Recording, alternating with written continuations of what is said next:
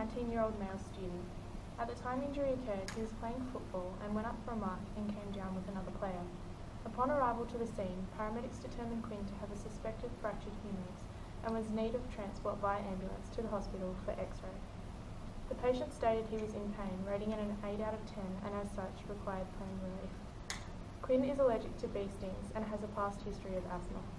However, this asthma is not current and therefore is not a precaution that paramedics need to consider when administering morphine. Quinn has a family history of malignant hypothermia, however, and this is considered a contraindication for another pain relief drug, methoxyflurane. Administration.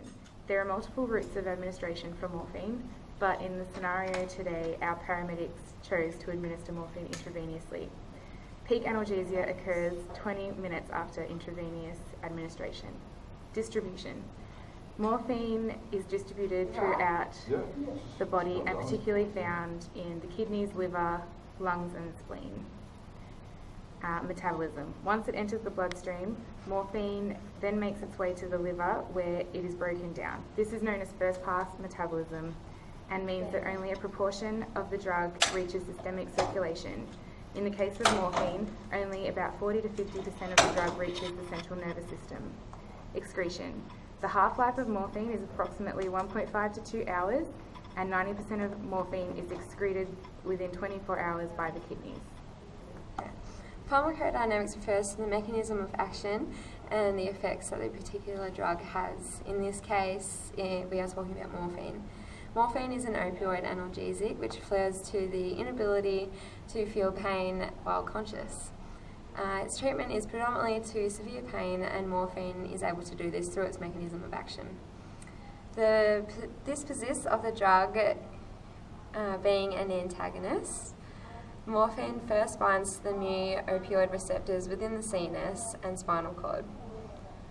These receptors are scattered throughout the CNS in the human brain at high concentrations in the limbic system.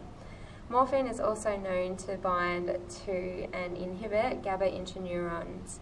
This is associated with pain loss due to inhibition of the descending pathways of pain signals. As a result, pain can no longer be felt. Morphine's primary effects consist with the CNS organs containing smooth muscles and the gastrointestinal tract.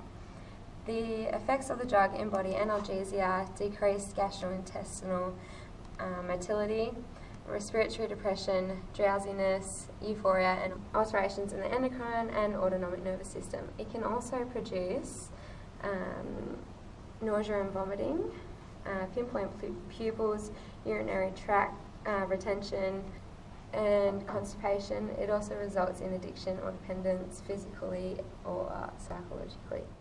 The contraindications of morphine include history of hypersensitivity, renal impairment/failure, and late second stage of labour. The indications include pain relief for patients experiencing moderate to severe pain that is unresponsive to non-opioid analgesics is the main indication for the administration of morphine. Other indications include acute LVF, left ventricular failure, with shortness of breath and full field crackles, sedation to maintain and enable intubation, and RSI, rapid sequence intubation. The precautions. There are many precautions to consider when administering morphine to patients. These may include, but are not limited to, elderly/frail patients, hypertension, respiratory depression, known addiction to opioids, current asthma, respiratory tract burns, acute alcoholism, and patients on monoamine oxidase inhibitors. There are numerous types of drugs that morphine could interact with. For example, if Quinn had any of the following in his system, such as antihypertensive agents, morphine would serve as an agonist to all drugs with hypotensive effects, particularly with high doses because it causes vasodilation. Diuretics. Morphine induces the release of an antidiuretic hormone, therefore reduces the efficacy of any diuretic drug in his body at the same time. And with oral drugs, the absorption of orally administered drugs can be affected by morphine, since it can delay or prolong the process of gastric emptying, which would lengthen the time that a drug will be present in the stomach.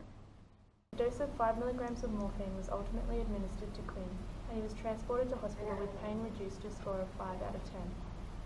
The patient did mention experiencing some nausea on the route to hospital. However, this is a side effect and was expected, and was not severe enough to warrant treatment.